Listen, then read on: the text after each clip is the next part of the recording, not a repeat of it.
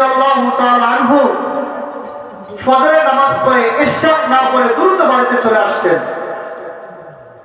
বাড়িতে এসে দেখে যে তার বিবি সামনের ঘরেও নাই, মাঝের ঘরেও নাই, পিছনের ঘরেও নাই, কোথাও তাকে খুঁজে পাওয়া যাচ্ছে না। আলী রাদিয়াল্লাহু তাআলা চিন্তা করলেন, হায় রে, আমার বিবিকে তো কখনো আমি জায়নামাজ ছাড়া দেখি না, কিন্তু আজকে আমার বিবি কোথায়? তো খুঁজতে খুঁজতে যা দেখেন তার বিবি রান্নাঘরে রান্না করতেছে। তো আলী রাদিয়াল্লাহু তাআলা আনহু যে বলতেছে, বিবি তোমাকে তো কখনো ইশরাকের নামাজ ছাড়া দেখি নাই, কখনো কোরআন হাদিস ছাড়া সকালে তোমাকে দেখি নাই, কিন্তু আজকে এর ব্যতিক্রম কারণটা কি? আলী রাদিয়াল্লাহু তাআলা আনহু বলেন, ফাতেমা আজকে এত ব্যতিক্রম কেন? এই এতগুলো জব তুমি কেন রান্না করতেছো? এতগুলো কাপড় তুমি কেন ভিজায় রাখছো?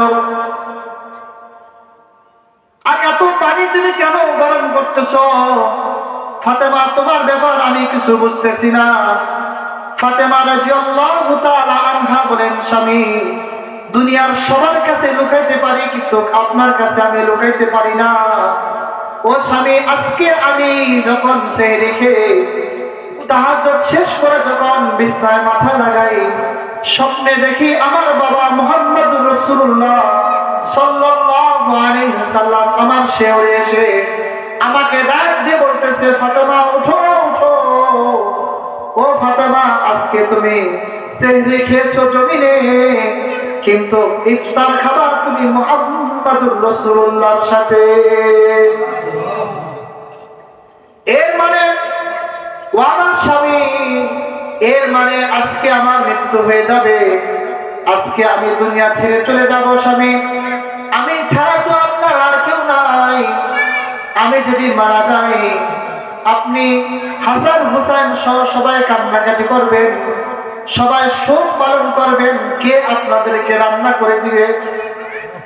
কে আপনাদের খাবার রান্না করে দিবে? ও স্বামী, কে আপনার কাপড় চোপড় গুলো ধুয়ে দিবে? কে আমার পরিচয়ের টুকরা হাসান হুসাইনের কাপড় গুলো ধুয়ে দিবে? আপনি তো আমাকে নিয়ে ব্যস্ত থাকবেন। স্বামী এই জন্য আমি মরার আগে অন্তত 3 দিন পর্যন্ত যেন আপনার কোনো খেদমতে কোনো কষ্ট না হয়, হাসান হুসাইনের জন্য কোনো